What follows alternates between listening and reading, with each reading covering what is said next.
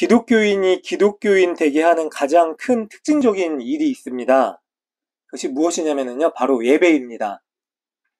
우리가 잘 알고 있듯이요, 우리뿐만이 아니라 세상 사람들도 우리에 대해서 알고 있는 사실은 무엇이냐면요, 기독교인들, 그리스도인들은 주일에 모여서 함께 예배하는 자들이다 라고 하는 것입니다. 이것이 그리스도인들의 상징적인 삶입니다. 예배가 그만큼 중요한 것이죠. 우리는 하나님께 부름을 받은 사람들이고요. 하나님께서 예배하기 위하여 불러주셨다라고 성경에서 분명히 이야기를 하고 있습니다. 그래서 이사야 43장 21절에 보면은요, 이 백성은 내가 나를 위하여 지었나니 나의 찬송을 부르게 하려 함이라 라고 말씀을 하셨고요. 또 에베소서 1장에서는 하나님이 창세전에 우리를 택하시고 예정하사 구원하신 이유에 대해서 얘기를 하시는데, 그의 영광에 찬송이 되게 하려 함이라 라고 말씀을 하고 있습니다. 그러니까 경배와 찬양을 위해서요, 우리를 예정하시고 또 지으셨다라고 분명하게 말씀을 하고 있습니다. 우리는 이렇듯이요, 예배를 위해서 태어나고요, 사실 예배를 위해서 살아가는 사람들입니다. 웨스트민스터 소요리 문답이라는 게 있어요. 기독교 신앙을 질문 형식으로 풀이한 것인데요. 거기에 보면은 제1문에 인생의 제일 되는 목적은 하나님을 영화롭게 하고 그분을 영원토록 즐거워하는 것이다 라고 얘기를 하고 있습니다. 이것 또한 바로 예배입니다. 그러면은 우리가 과연 예배를 제대로 드리고 있을까요? 우리 예배는 어떠한 모습일까요? 이 예배에 대한 고민이 우리가 해야 될 가장 시급한 고민이 될 수밖에 없습니다. 오늘 본문을 보면은요, 예수님이 직접 예배에 대해서 알려주신 유일한 본문에 대해서 말씀을 하고 있습니다. 어떤 내용이냐면, 예배는 이러한 것이다 라고 말씀을 하고 있죠. 자, 예수님이요, 의도를 가지시고 사마리아 지역으로 지나가십니다. 사실 유대인들은요, 사마리아 지역을 통과하지 않습니다. 왜냐하면 계속된 반목과 갈등이 있었고요. 유대인들은 사마리아인들을 사람 취급하지 않았습니다. 그리고 사마리아 사람들도요, 유대인들을 적대시했습니다. 그러니까 예수님 시대의 사람들은요, 사마리아 사람들과 유대인 사람들이 상종을 할 수 없는 거예요. 근데 예수님이요, 의도를 가지시고 그 사마리아 지역으로 들어가십니다. 그리고 한낮에, 성경에 보니까 6시경이라고 되어 있는데, 가장 해가 뜨거울 때인 12시경 정오에 예수님께서 한 여인을 만나십니다. 그 여인에 대해서는 우리가 잘 많이 들어봤기 때문에 알고 계시겠죠? 5명의 남편을 두었다가 이제는 남편이 아닌 다른 남자와 살고 있는 여인. 얼마나 힘들었을까요? 그러니까 단순히 이 여인을 5명의 남편을 거느렸었던 음란한 여인이다라고 얘기를 할 수도 있고요. 그리고 당시 시대적으로 유대인들 중에 이런 사람들이 있었대요. 일부러 더 마음에 드는 여인과 결혼하기 위해서 이 여인을 버리고 이혼 증서를 써주는 거예요. 그렇게 만약에 5번이나 실패한 결혼 생활을 했었던 여인이라면은 우리가 말 안 해도 얼마나 그 수고와 아픔과, 그렇죠, 고생이 힘들었을지를 짐작하게 됩니다. 남편과 살아가는 게 쉽지 않잖아요. 부인과 살아가는 것도 쉽지 않습니다. 제가 재밌는 얘기 하나 해드릴게요.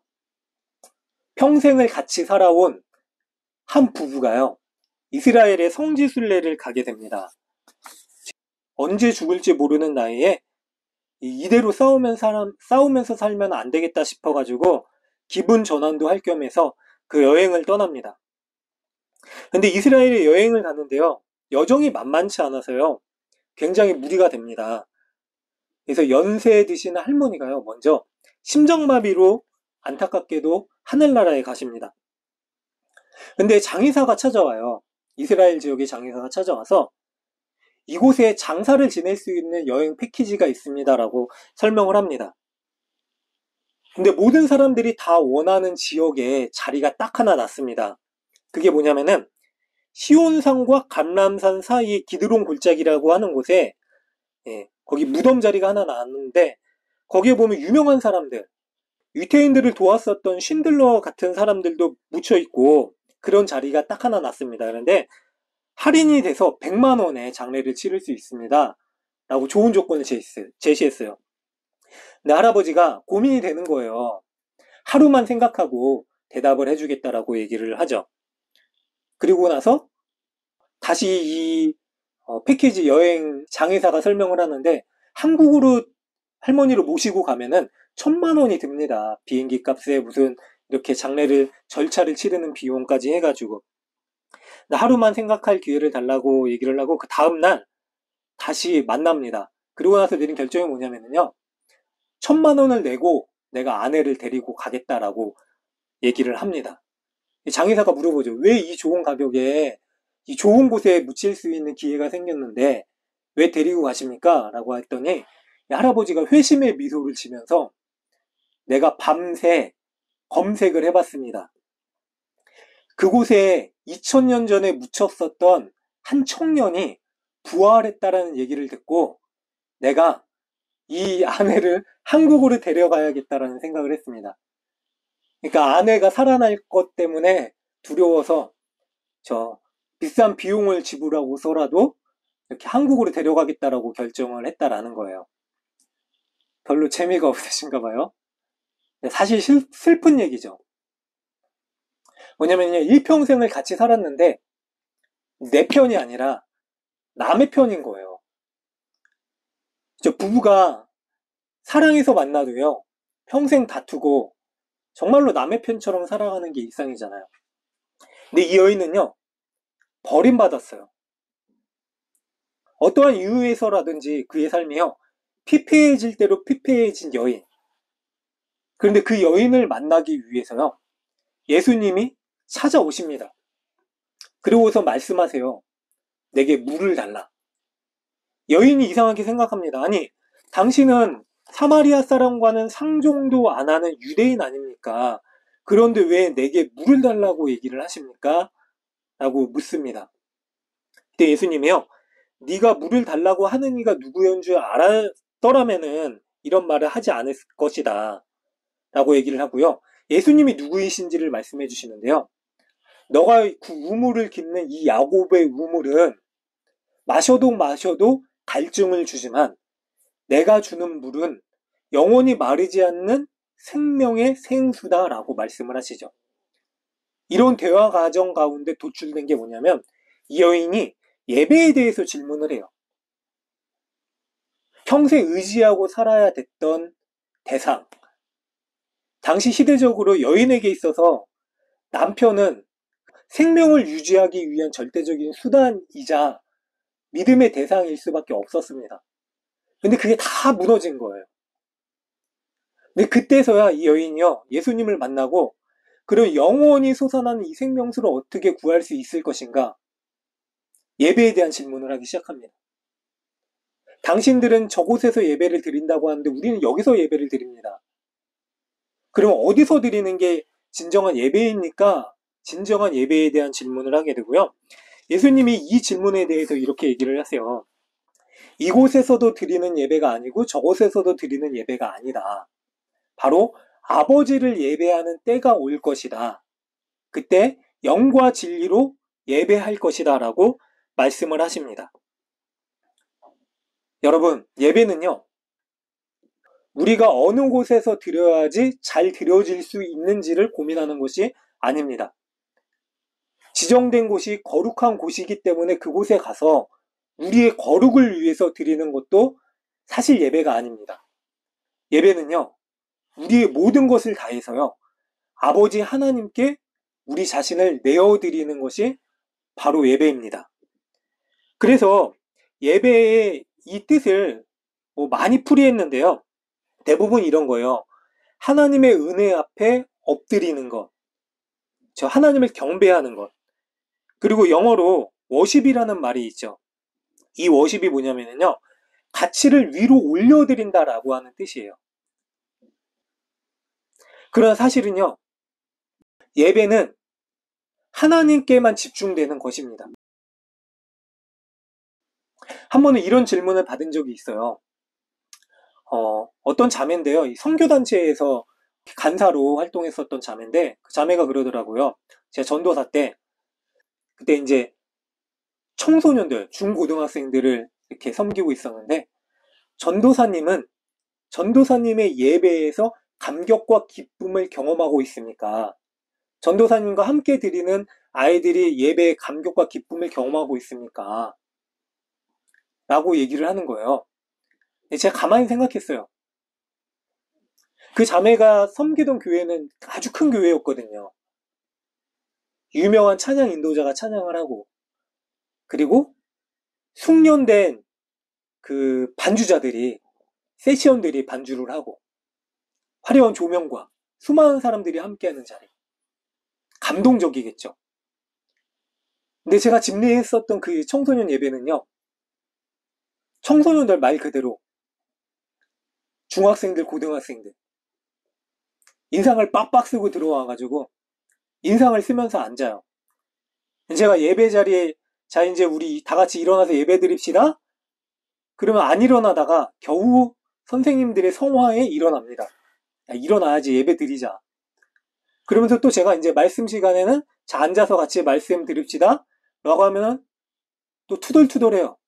아니 앉으라 그럴 걸 왜 일어나라 그래. 에이. 그런데 그런 자리에서 드리는 예배가 예배일 수 있을까요? 근데 그것도 예배입니다.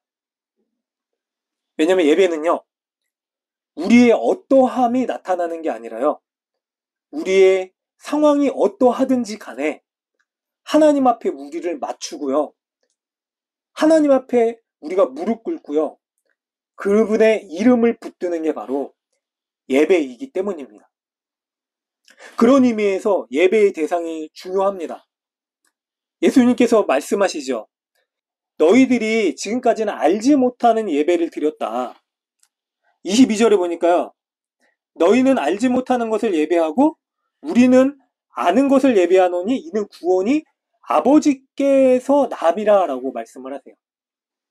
예배의 대상은 아버지 하나님이시다라고 분명하게 말씀을 하시는 거죠. 하나님이 보이지 않는 하나님이십니다. 오늘 본문에서도요. 영이라고 분명히 말씀하시죠. 근데 영적인 하나님을 예배할 수 있는 유일한 방법은 뭐냐면요. 하나님이 누구이신지를 보여주시는 거예요. 성경에서는 이거를 계시라고 합니다. 하나님이 누구이신지를 알려주시는 것이 계시입니다. 그러니까 우리가 우리의 사사로운 미래를 예견하는 것이 계시가 아니라요. 하나님이 어떠한 분이시고 어떤 일을 하시고 어떤 일을 이루실 것인지를 아는 것이 바로 계시예요. 그래서 성경은 하나님의 말씀은 가장 온전한 계시의 말씀이죠. 예수님 오시기 이전엔 사람들이요. 하나님이 알려주신 방법대로만 하나님을 예배할 수 있었습니다. 그게 율법입니다. 제사법도 있고요. 정결법도 있죠. 거룩법도 있습니다. 그 방법을 따라 예배 드릴 때에 하나님이 원하시는 예배를 드릴 수 있는 거죠. 그런데 나뉘어진 이 민족이요. 서로 각자 소견에 오른 대로 예배를 드리고 있었던 거예요. 그러니까 나중에 성경에서는 뭐라고 얘기를 하냐면요. 그들이 자기의 법을 따라서 예배를 드렸다라고 말씀을 하십니다. 그런 그들을 향해서요. 자, 어디서 드리는 게 올바른 예배입니까? 라고 묻는 질문을 향해서요. 예수님께서요. 이제는 여기도 아니고 저기도 아니다. 아버지께 예배할 때가 올 것이다. 라고 말씀을 하십니다. 그럼 아버지께 예배할 수 있는 가장 온전한 방법이 뭘까요? 예수님께서 말씀하시죠. 요한복음 5장에 보면은요. 진실로 진실로 너희에게 이르노니 아들이 아버지께서 하시는 일을 보지 않고는 아무것도 스스로 할 수 없나니 아버지께서 행하시는 그것을 아들도 그와 같이 하느니라 라고 예수께서 말씀을 하세요. 이 말이 뭐냐면 아버지의 아들이신 예수님이 바로 하나님이 누구이시고 어떠한 일을 하시는지를 가장 절 보여주시는 분이시다라고 말씀을 하시는 거예요. 가장 완전한 계시는요. 하나님이 누구이신지를 보여주는 방법은 하나님을 직접 보여주는 거죠. 하나님께서 그거를 이루십니다. 바로 하나님이신 예수님을 우리에게 보여주셨죠. 2000년 전 그 여인에게요. 소망을 잃고 어떻게 살아가야 될지 의미를 잃고 있는 그에게요. 저 예배의 대상이 무엇인지. 지금껏 말도 안 되는 남편을 의지하고 살았었던 실패했었던 5번이나 실패했었던 인생이라면은 이제 그게 아니라 예배 가운데에서 진정으로 의지해야 될 대상이 누구이신지를 예수님께서 직접 보여주십니다. 그리고 그 예수를 예배할 수 있는 은혜의 길이 열렸음을 말씀을 해주십니다. 우리가 요한복음 4장 23절, 24절을 함께 읽겠습니다. 같이 한번 읽겠습니다. 하나, 둘, 셋. 아버지께 참되게 예배하는 자들은 영과 진리로 예배할 때가 오나니 곧 이때라. 아버지께서는 자기에게 이렇게 예배하시는 자들을 찾으시느니라. 하나님의 영이시니 예배하는 자가 영과 진리로 예배할지니라. 아멘. 교회에서 자주 볼 수 있는 말씀이죠. 주보에서도 제일 많이 볼 수 있습니다. 영과 진리. 이 말이 무슨 뜻일까요? 이 개역개정 이전에 개역 한글에서는 신령과 진정으로 번역이 되어 있기도 합니다. 그래서 우리가 정성을 다해서 예배하는 것을 뜻하기도, 그렇게 해석하기도 했었습니다. 그런데요, 우리가 아무리 정성을 다해서 예배를 해도요, 예배를 드리는 대상이 원치 않는 방법이면요, 그것은 헛된 예배가 될 수 있습니다.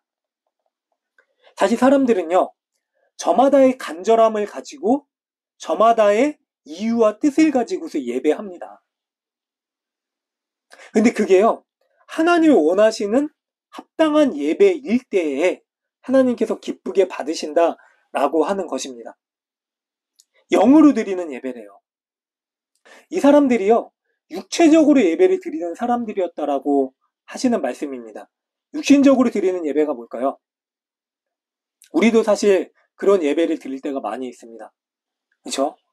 몸은 예배의 자리에 있지만 몸만 예배의 자리에 있게 될 때에 육신적인 예배죠. 마음은 다른 곳에 가 있고요. 우리의 몸만 그 자리에 갔다가 왔으니까, 찍고 왔으니까 이 사람들은요, 종교적인 의무를 다 했기 때문에, 제사의 예식, 절기를 지켰기 때문에 예배했다라고 얘기를 하지만은요, 하나님 그거 이런 제사는 원치 않으신다라고 말씀을 하십니다. 당시의 사람들은요, 자기가 가지고 있는 것을 하나님께 귀하게 드렸다라고 하는 만족감의 예배를 드렸다라고 할 수 있지만은요, 하나님은요, 예배 받지 않으셔도, 그런 예배 받지 않으셔도요, 하나님이심에 지장이 없으신 분입니다. 하나님은 우리의 예배가 없으셔도 하나님이시고요, 하나님은 온 천지 만물의 창조주이시자 주인이십니다. 근데 우리는요, 내 것을 하나님께 드렸다라고 하는 만족감으로 드릴 때도 있습니다. 근데 그거 내 거 아니에요, 사실. 하나님 거를 하나님께 돌려드린 것밖에 되지 않습니다. 왜요? 하나님께서 하나님의 것을 우리에게 주셨기 때문입니다. 사실 저도 이런 예배를 드릴 때가 있습니다. 사역자로서 사역하다 보면은요, 가장 지치고 힘들 때가 뭐냐면은, 어느 순간 일적으로 예배를 집례하게 될 때, 제가 전하는 말씀이 더 잘 들어지기를 원해서 그런 동기로 드리는 예배가 될 때, 해야 되기 때문에. 근데 사실요, 저는 집례자이기 전에요, 설교자이기 이전에 예배자가 돼야 되죠.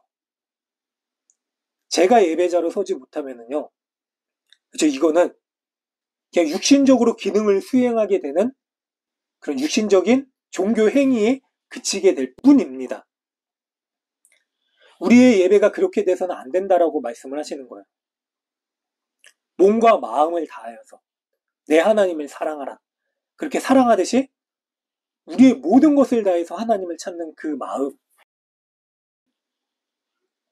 자, 이 영이 뭐냐면은 또 다양한 해석으로 해석되기도 하는데 성령을 의미하기도 합니다.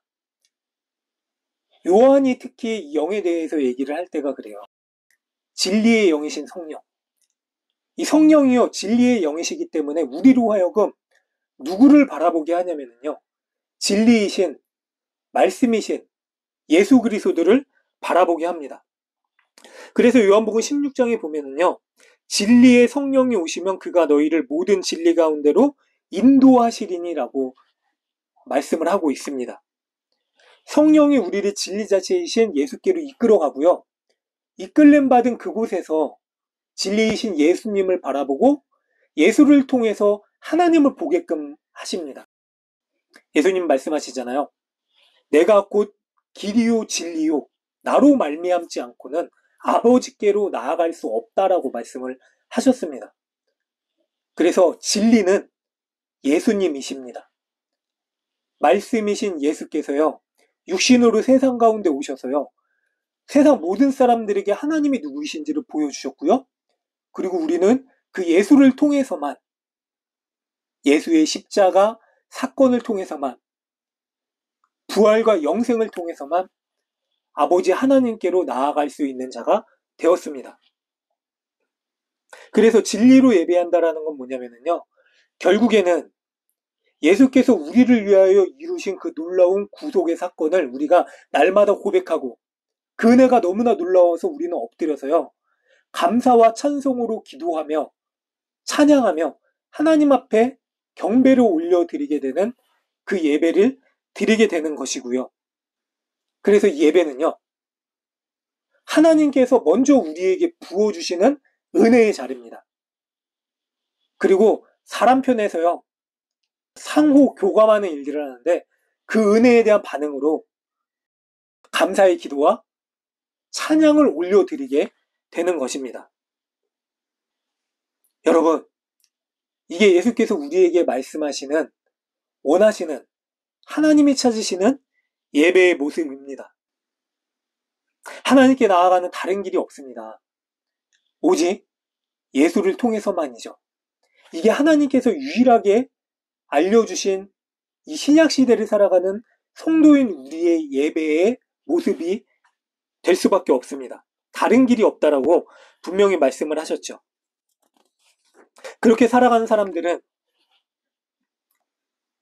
예수님의 생명을 가지고서요, 예배의 자리뿐만이 아니라 나아가서 우리가 살아가는 모든 삶의 자리에서 예배를 드리는 삶을 살게 됩니다. 바울이요, 고린도전서 3장 16절에 이렇게 말을 합니다. 너희가 하나님의 성전인 것과 하나님의 성령이 너희 안에 거하시는 것을 알지 못하느냐. 지금까지 예배를 드리는 자리가요, 주일에 교회에서 국한되어져서 예배를 드렸다면은 그게 아니다. 나중에 요한계시록 7장에 보면 요한이요, 하나님께서 보여주시는 이 천상의 예배의 모습을 봅니다. 거기 보면은요, 희한한 모습이 있어요. 모든 이 만물들이 다 하나님을 찬양하는데 거기 보니까요, 성전의 모습이 보이잖아요.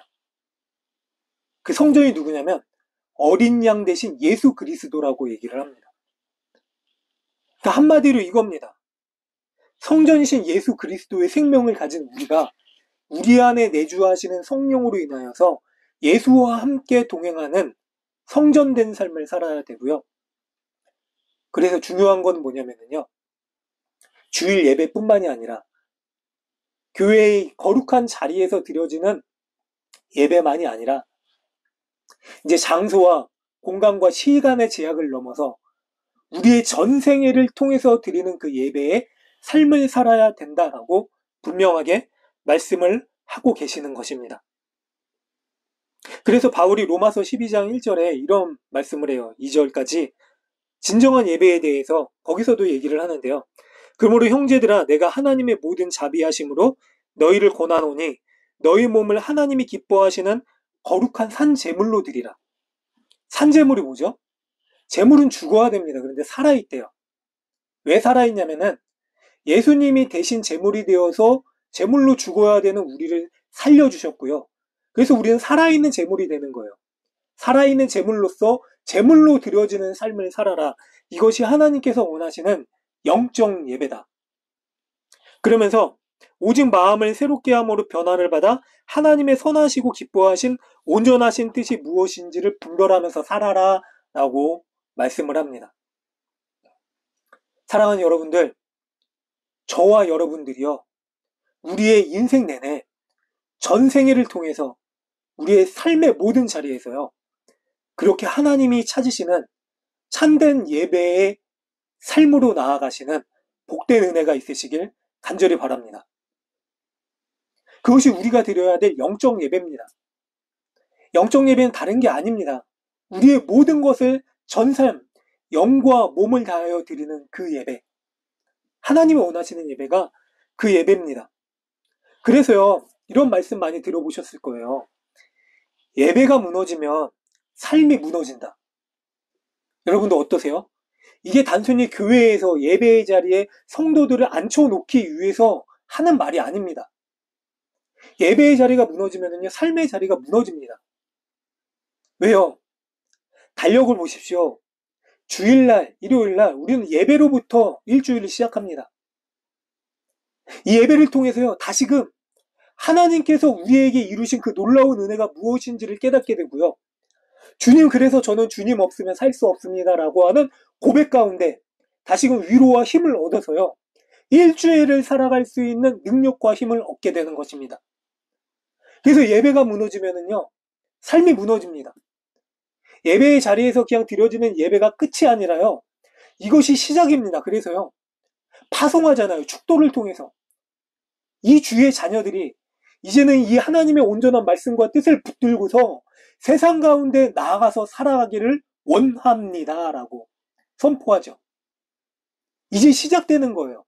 파송되는 거죠. 그래서요, 예배의 자리가 무너지면은요, 삶이 무너집니다. 이것을 보여주는 가장 확실한 예가 있었습니다. 이용복 집사님이 한번 질문을 해주셨었죠. 왜 하나님이 같이 제사를 드렸는데 가인의 예물은 받지 않으시고 아벨의 예물은 받으셨습니까? 사람들이요, 왜 받지 않으셨냐에 대해서 무수히 많은 이유를 찾습니다. 뭐 하나님께서는 목축을 원하셨어. 거기서 얻어지는 예물을 원하셨고, 뭐 이제 농업적인 예물을 원치 않으셨다. 근데 사실 태초의 인류였었던 아담과 하와는 경작하는 사람들이었었습니다. 그리고 성경에서 드려지는 예물에 대해서도요, 곡식을 드리는 제사도 있었습니다. 그런데 이 성경에서 이야기를 하고 있는 가장 근접한 하나님께서 받지 않으셨던 힌트를 찾아보면요, 히브리서 11장 4절에 이렇게 말씀을 하십니다.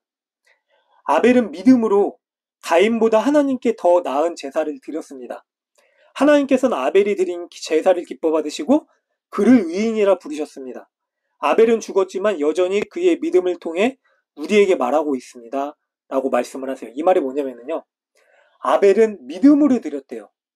그러면 이 믿음이 온전한 믿음인지 가짜 믿음인지를 어떻게 분별할 수 있는가? 믿음의 열매인 삶을 통해서 알 수가 있습니다. 가인의 삶은요, 하나님이 보시기에 그렇게 아름다운 삶이 아니었었습니다. 보면은요, 가인의 하나님에 대한 태도를 보시면 알 수 있습니다.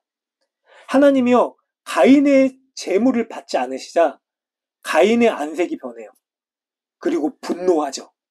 그 분노에 못 이겨서요, 결국은 동생인 아벨을 죽입니다. 끔찍한 죄악을 저지르죠. 가인이 드리는 예배는 뭐냐면요, 가인이 원하는 예배였던 거예요. 내가 어떠한 예물을 드리든지, 내가 어떠한 제사를 드리든지, 하나님께서는 내 제사를 받으셔야 된다. 여러분, 우리가 드리는 예배를 하나님께서 꼭 받으셔야 됩니까? 하나님이 받으시지 않아도요, 우리는 예배 드려야 되는 은혜를 입은 자들입니다. 가인은 그걸 잊은 거예요. 보세요. 가인이 분노했다라는 건 뭐냐면요, 내가 이 재물을 가지고 하나님께서 내 뜻에 맞아져야 된다라고 얘기했었던 하나님을 조종하려던 시도였었습니다. 그래서 자신의 예배가 거부당하니까요, 가인은 하나님께 매우 화를 냅니다. 이게 삶의 모습이었던 거예요. 그리고 분노한 대로 분을 사귀지 못하고 평소처럼 분을 내다가 결국엔 아벨을 죽이죠. 믿음의 예배가 아니었던 거죠. 우리의 예배가 그런 예배가 될 수 있습니다. 예배는요, 우리의 원함을 따라 드리는 게 아닙니다. 예배는요, 우리가 예배 가운데 얻어진 무슨 감동과 그렇죠, 기쁨, 그런 것들 때문에 성공적으로 드렸다라고 말할 수 없는 것입니다. 예배는요, 우리의 전생에 우리의 모든 것들이 다 하나님 앞에 드려진 채로 그렇게 드려지는 예배가 하나님께서 원하시는 온전한 예배가 될 수 있습니다. 그리고 비로소 그렇게 될 때예요. 그렇죠. 나는 죽고 다시금 나를 살리신 예수로 인하여서 살아갈 수 있는 그 놀라운 은혜. 그것을 찾을 때에만 우리는 참된 예배자로 살아갈 수가 있는 것입니다. 사랑하는 여러분들, 그래서 그리스도인들의 힘은요, 우리가 세상을 살아갈 수 있는 능력은요, 바로 예배 가운데서 나옵니다. 주님께서 주시는 그 힘, 주님께서 주시는 그 놀라운 은혜, 그것을 구하게 될 때에만 우리의 것을 자꾸 구하는 것이 아니라요, 하나님 편에, 하나님의 뜻에 나를 맞춰지게 될 때에만 얻을 수 있는 그 놀라운 은혜, 그것이 바로 하나님께서 우리에게 주시는, 그리스도인들에게 주시는 능력이고 힘의 원천입니다. 생수를 주시는 분이요, 그 예수님이 오늘도 그런 예배의 자리로 목마른 자들을 초청하고 계십니다. 내 힘으로 살 것 같았는데, 모든 방법을 다 동원해 봤는데 무너진 한 여인의 가련한 비구한 그 인생을 통하여서 말씀하시는 예수님의 초청이 바로 우리에게도 말씀되어지고 있는 것입니다. 시편 42편에 보면은 우리가 잘 알고 있는 말씀이죠. 하나님이여, 사슴이 시냇물을 찾기에 갈급한 같이 내 영혼이 주를 찾기에 갈급하나이다. 내 영혼이 이 하나님, 생존하시는 하나님, 주님의 그 놀라운 은혜를, 하나님을 갈망합니다 라고 하는 이 부르짖음, 영혼의 갈망. 다윗이 그러잖아요. 쫓기고 쫓기는 인생 가운데 주님, 그래도 주의 궁정에서 한 날이 다른 곳에서의 첫날보다 낫습니다. 제가 악인의 장막의 고함보다 하나님의 문지기로 있는 것이 좋습니다 라고 하는 고백. 그 갈망과 고백을 가지고 하나님 앞에 진정한 예배자 되시기를 간절히 소망합니다. 우리가 왜 예배를 드리러 나옵니까? 하나님의 영광을 위해서입니다. 그러나 분명한 것은요, 우리가 예배 드리지 않아서 하나님의 영광 받지 못할 분이 아니십니다. 그러면 우리가 왜 예배를 드려야 되는가? 바로 우리의 영적인 갈망이 예배를 통해서 주시는 하나님의 참된 은혜로부터만 채워질 수 있기 때문입니다. 그래서 개혁교회, 우리가 개혁교회입니다. 여기서 이 개혁의 핵심은요, 안 나오던 예배를 나오는 게 아니라요, 나를 위해서 예배하던 사람이 하나님의 영광을 위해서 예배하는 것, 내 영광과 욕심을 채우기 위해서 예배하던 사람이 이제는 그 모든 것들 다 부질없음을 깨닫고 내려놓고 아버지 하나님만 예배의 대상이 되게끔 하는 것, 그것이 바로 우리 신앙의 개혁이고요, 우리가 드려야 될 참된 예배의 모습입니다. 중요한 거는 내가 누구를 찾는가입니다. 내가 누구로 채우는가입니다. 그렇게 영과 진리로 예배하시며 하나님이 우리에게 부어주시는 그 놀라운 은혜를 날마다 누리시고 세상 가운데 하나님의 사람으로 예배자로 살아가시는 복된 저와 여러분들 되시기를 간절히 소망합니다. 아멘.